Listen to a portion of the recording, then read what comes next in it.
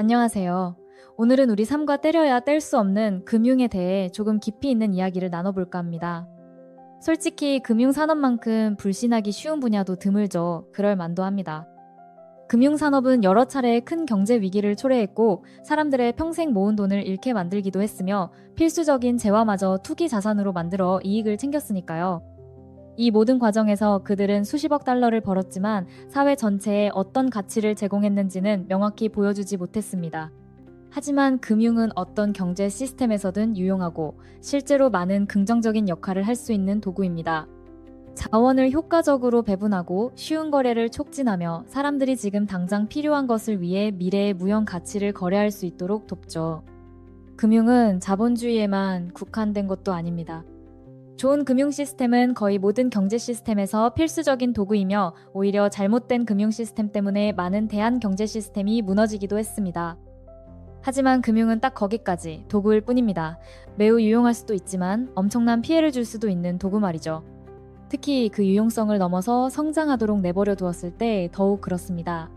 오늘날 금융산업은 세계에서 가장 크고 영향력 있는 시스템 중 하나입니다. 거대 은행, 헤지펀드, 사모펀드, 국부펀드, 그리고 단순히 돈을 투자하는 일반 사람들 사이에서 우리는 이 이론적으로는 단순해야 할 산업이 우리 경제에서 원래 수행해야 했던 역할을 놓치고 있는지도 모릅니다. 사실 금융의 기본 원리는 놀라울 정도로 단순합니다. 하지만 이 시스템 위에 덧씌워진 인위적인 복잡성이 문제의 큰 부분을 차지합니다. 이를 제대로 보려면 한 걸음 물러나서 이 모든 것이 무엇을 해야 하고 무엇을 하지 말아야 하는지를 제대로 이해해야 합니다. 그렇다면 경제에서 금융의 기능은 무엇이어야 할까요? 금융은 여전히 그 역할을 수행하고 있을까요? 만약 그렇지 않다면 너무 커져버린 금융산업의 결과는 무엇일까요? 금융산업이 경제에 순수한 긍정적 가치를 제공하는지는 오랫동안 논쟁의 대상이 되어온 민감한 주제입니다. 금융의 가장 기본적인 역할은 자본과 다른 생산 요소, 즉 토지, 노동, 기업과 정신 사이의 중개자 역할을 하는 것이었습니다. 금융산업은 사용되지 않는 돈이나 부를 가져다가 생산적인 경제활동에 배분하여 투자 수익을 창출합니다. 예를 들어 토지의 경우 금융산업은 이론적으로 저축 예금을 받아 부동산 개발에 투자함으로써 자본 투자를 가장 큰 가치를 더할 수 있는 곳으로 향하게 합니다. 노동의 경우 금융산업은 노동자들에게 자본을 제공하여 그들이 주택담보대출을 통해 자산을 소유하고 신용카드 등을 통해 소비할 수 있도록 합니다. 여기서 금융산업은 노동자 미래 노동가치의 일부를 받는 대가로 현재의 자본을 노동자에게 거래하는 셈이죠. 그리고 네 번째 생산 요소인 기업가 정신은 경제의 제한된 자원으로 무엇을 만들지를 결정합니다. 금융산업은 이론적으로 주어진 자원에 가장 큰 가치를 더할 잠재력이 있는 아이디어와 사업에만 자본을 제공함으로써 이 생산 요소를 조절해야 합니다. 예를 들어 암 치료 아이디어를 가진 2명의 기업가가 있다고 가정해 봅시다. 한 명은 수십 년의 경험을 가진 숙련된 종양학자이고 다른 한 명은 의학훈련을 받지 않은 고등학교 중퇴자입니다. 누구에게 제한된 자본 자원을 배분할지 결정하는 것이 금융산업의 역할입니다. 성공적인 기업가 정신은 새로운 상품과 서비스 생산으로 이어지는 발명의 원천이며 이는 성공할 경우 소비자의 생활 수준을 향상시키고 사회에 혜택을 주며 아이디어를 현실로 만드는 데 필요한 자본과 연결해준 금융 중개자와 수익을 공유할 기업가 자신에게 이익을 창출합니다. 물론 실제로는 어떤 자본 투자든 보통 세 가지 생산 요소 모두에 자금을 지원합니다. 그리고 기업가 정신은 좋은 수익을 제공하지만 가장 위험한 투자인 경향이 있으므로 금융 중개자는 당연히 실사를 수행해야 합니다. 금융이 경제 성장을 이끈 가장 대표적이고 유기적인 예 중 하나는 18세기 후반부터 19세기 초까지 영국의 산업혁명일 것입니다.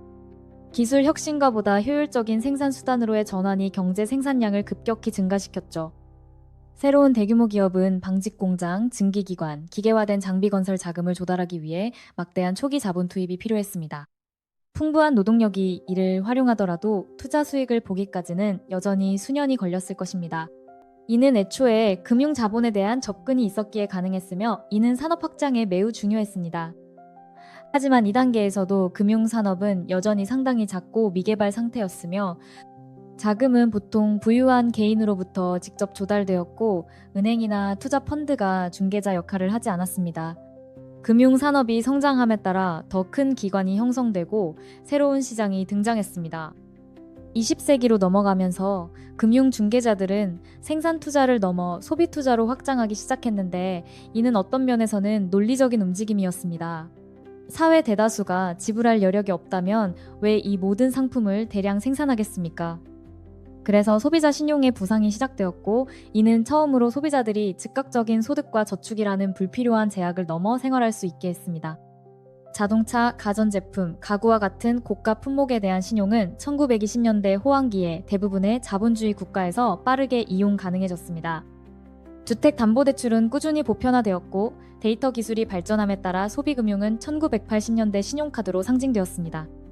1950년부터 2008년까지 소비자들이 얼마나 많은 신용을 이용하고 있는지를 측정하는 미국 가계부채는 1950년 GDP의 24%에서 현대에는 GDP의 73%까지 증가했습니다. 이제 금융산업은 경제의 공급 측면의 자본을 배분할 뿐만 아니라 경제의 수요 측면에도 자본을 배분하고 있습니다. 이러한 이중효과는 실질적인 경제성장과 생활수준 향상을 이끌었지만, 금융산업이 이러한 역사적 설명을 훨씬 뛰어넘어 진화했다는 것은 분명합니다. 그리고 금융산업이 복잡해짐에 따라 그 여러 측면이 실제 경제에 실제로 제공하는 가치를 파악하기 어려워졌습니다. 이러한 우려는 가장 큰 금융기관 중 일부가 보유하게 된 엄청난 규모와 그에 따른 힘에 의해 더욱 커집니다. 가장 큰 금융회사들의 연간 수익을 한번 보세요. 일부는 뉴질랜드나 포르투갈과 같은 전체 국가의 GDP에 필적하는 총액을 창출하고 있습니다. 규모 자체가 문제가 아닐 수도 있지만, 금융계 사람들의 사적 이익이 더 넓은 경제적 이익과 반드시 일치하지는 않는다는 점은 분명하며, 이는 금융산업이 경제에서 주로 수행해온 순기여 역할을 넘어섰는지에 대한 의문을 제기합니다. 파이낸셜 타임스의 비즈니스 칼럼니스트이자 부편집장이며 CNN의 글로벌 경제분석가인 라나 포르아는 이 문제에 대해 우려스러운 통찰력을 제시했습니다. 그녀는 금융산업의 전통적인 역할을 모래시계에 비유합니다. 위쪽에는 저축자들이 있고 아래쪽에는 차용자들이 있습니다. 주택담보대출이 필요한 사람들, 사업을 시작하려는 사람들이죠. 모든 저축은 위에 있고, 금융은 이 두 측면이 생산적으로 서로에게 도달하도록 돕는 모래시계의 작은 부분이어야 한다는 것입니다.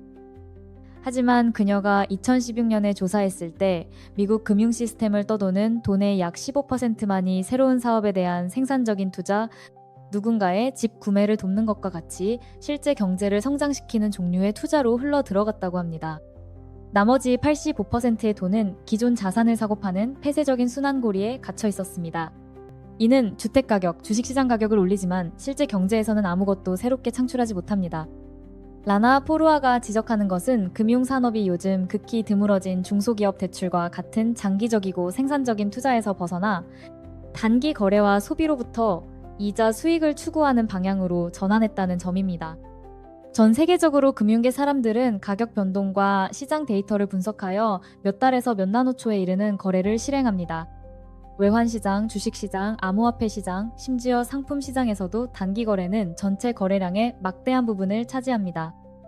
이것이 시장에 유동성을 제공한다고는 하지만, 이러한 수준의 단기 거래는 실제 경제에는 거의 또는 전혀 기여하지 못합니다. 왜냐하면 예측 불가능한 가격 변동을 야기하고 주식시장에 상장된 기업들에게 실제로 활용할 수 있는 자본을 제공하지 않기 때문입니다. 가상거래의 양 당사자가 모두 이길 수 있는 장기 투자와 달리 투기적인 단기 거래는 제로섬 게임입니다. 총 이익은 총 손실과 일치해야 하며 발생한 유일한 변화는 참여자들 사이의 가치 재분배뿐입니다. 그리고 이것이 불평등한 경쟁의 장위에 구축된 게임이기 때문에 실제로 불평등을 심화시키고 있습니다. 훈련받지 않고 교육받지 않은 운에 맡기는 초보 트레이더들은 더 많은 지식, 경험, 정보 도구를 가진 전문 분석가와 대형 플레이어들에게 재정적으로 털리기 때문입니다. 이는 특히 코로나19 팬데믹 이후 수백만 명의 새로운 트레이더가 처음으로 시장에 진입하면서 더욱 두드러졌습니다. 거래가 중독성이 있으며 번쩍이는 광고와 빠른 현금의 유혹에 이끌린 대부분의 경험 없는 사람들에게 부정적인 결과를 초래한다는 것은 잘 알려져 있습니다. 거래 플랫폼의 유일한 인센티브는 수수료로 이익을 얻기 위해 거래 활동을 극대화하는 것뿐입니다. 거래 계좌를 설정할 때 마주치는 트레이더의 80%가 돈을 잃는다는 면책 조항을 보신 적 있나요? 이는 담뱃값에 있는 흡연은 죽음을 부른다는 경고와 금융산업에 동등한 것입니다. 둘 다 내재된 위험에 대한 암울하고 법적으로 부과된 상기 사항이지만 단기적인 만족 추구 속에서 너무 자주 무시됩니다. 물론 게임은 게임이고 적자 생존 아니냐라고 말할 수도 있습니다. 하지만 결국 이런 종류의 투기적 금융 활동을 바탕으로는 아무것도 만들어지지 않습니다. 재정적 상품이 창출되지도 않고 서비스가 제공되지도 않으며 따라서 경제를 위한 가치가 생산되지 않습니다. 투자계의 전설 워렌 버핏은 2022년 버크셔에서 웨이 연례회의에서 금융시장이 거의 완전히 카지노가 되었다고 선언했습니다. 워렌의 오른팔이었던 고 찰리 먼거는 투기적 거래를 언급하며 문명이 그것 없이 훨씬 더 나았을 것이라고까지 말했습니다. 상품 시장과 같은 금융산업의 특정 부분에서는 이 이야기를 10배, 20배로 반복할 수 있습니다. 예를 들어 상품 시장을 보면 물론 역사 속으로 거슬러 올라갈 수 있습니다. 그리스인들과 그들의 올리브 앞찾기로 돌아가서 만약 당신이 올리브 농부라면 가뭄이나 흉작의 가능성에 대비하기 위해 몇 가지 금융상품이 필요할 수 있다고 말할 수 있습니다. 그것은 금융자본의 생산적인 사용입니다. 하지만 특정 종류의 광물과 에너지 자원에 대한 상품 시장 거래의 60배가 농부들의 실제 해증과 대비하여 단순히 금융 거래를 위해 이루어질 때 그것이 생산적인 일일까요? 저는 아니라고 말해야 할 것 같습니다. 만약 투기적인 단기 거래가 금융 산업 전체를 대표하지 않는다고 생각하신다면 맞습니다. 그것은 더 넓은 시스템의 일부일 뿐입니다. 하지만 기관 트레이더들이 가치를 더하지 않고 이익을 얻을 수 있게 하는 핵심 요인은 본질적으로 존재하는 다른 모든 금융시장에도 적용됩니다. 그것은 바로 정보 비대칭성입니다. 거래에서 한 주체가 다른 주체보다 더 나은 정보를 가지고 있을 때 이는 교환되는 진정한 가치에 대해 더 잘 이해하고 있음을 의미합니다. 예를 들어 기업 임원이 회사의 주가를 상승시킬 예정된 거래에 대해 알고 있다면 정보가 공개되기 전과 더 높은 가격 균형이 설정되기 전에 주식을 살 수 있습니다. 주식을 사는 기업 임원과 주식에 가까운 미래 가치를 알지 못하는 판매자 사이에 이러한 정보 비대칭성은 한 당사자에게 이점을 제공하며 이를 이용하여 시장에서 이익을 취할 수 있습니다. 이 예는 불법적인 내부자 거래의 정의이지만 금융시장의 다른 곳에서는 정보 비대칭성이 이익을 얻는 완벽하게 괜찮은 방법입니다. 초고속 연결을 가진 알고리즘이 다른 누구보다 먼저 정보에 접근하는 고빈도 거래를 예로 들어보겠습니다. 이 모든 것은 마이크로초 단위로 이루어지지만 쌓이면 상당합니다. 경제학 분기 저널의 연구에 따르면 고빈도 거래는 주식시장에만 연간 50억 달러의 비용을 발생시킨다고 합니다. 이는 다른 모든 시장 참여자들에게 세금을 부과하는 것과 같으며 문자 그대로 자동화된 지대의 추구입니다. 소비자의 경우 정보 비대칭성은 지급 규모나 가능성을 줄이는 약관 및 추가 조항의 미묘한 세부 사항 때문에 과도하게 지불하는 보험 상품의 형태일 수 있습니다. 궁극적으로 이러한 예들이 보여주는 것은 금융산업이 점점 더 복잡해짐에 따라 산업과 일반 대중 사이의 정보 격차가 커진다는 것입니다. 이것이 거래든 보험이든 신용이든 다른 어떤 금융시장이든 마찬가지입니다. 이는 금융산업이 새로운 가치 창출을 돕는 대신 거래에서 가치를 추출할 여지를 더 많이 만듭니다. 결과적으로 금융산업은 세계 경제에서 지배적인 위치를 강화했으며 그 집중된 수익성은 다른 덜 명백한 방식으로도 가치를 추출하고 있습니다. 최신 글로벌 졸업생 설문조사에 따르면 금융은 졸업생들에게 가장 유망한 산업으로 나타났으며 작년에 비해 선호도가 높아진 반면 교육, 의료, 정부 부문은 덜 선호하게 되었습니다. 결과적으로 인적 자본은 의료 연구, 건설, 교육 또는 공무원과 같이 사회의 높은 한계 편익을 창출하는 직업에서 벗어나고 있으며 이는 인재 격차, 덜 효과적인 거버넌스 및 낮은 효율성을 야기합니다. 이 졸업생들은 에너지 저장, 의료 연구 및 우주 탐사 솔루션 개발에 기여하거나 한 거래소에서 213.72달러의 주식을 사서 다른 거래소에서 213.73달러에 팔 수 있는 봇 개발에 참여할 수도 있습니다. 물론 과도하게 커진 금융 시스템은 단순히 그 대부분이 무의미하기 때문에 문제가 되는 것은 아닙니다. 문제는 이미 부를 가진 사람들에게 불균형적으로 혜택을 준다는 점에서 더욱 복잡해집니다. 미국의 주식, 채권, 심지어 주택시장의 대부분은 인구 상위 10%가 소유하고 있습니다. 예를 들어 전체 주식시장의 약 85%는 인구 상위 10%가 소유하고 있습니다. 이는 1%, 0.1%로 갈수록 더욱 집중됩니다. 따라서 세계의 부유층은 엄청난 혜택을 받고 있습니다.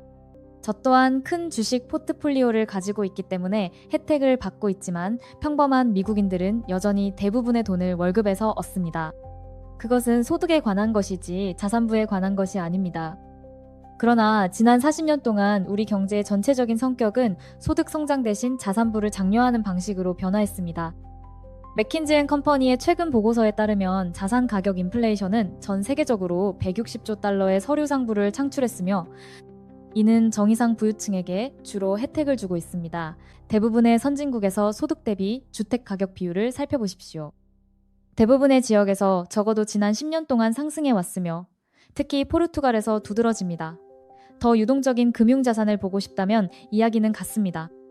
2010년 이후 미국 주식시장은 중위 임금 성장률보다 3.5배 빠르게 성장했습니다.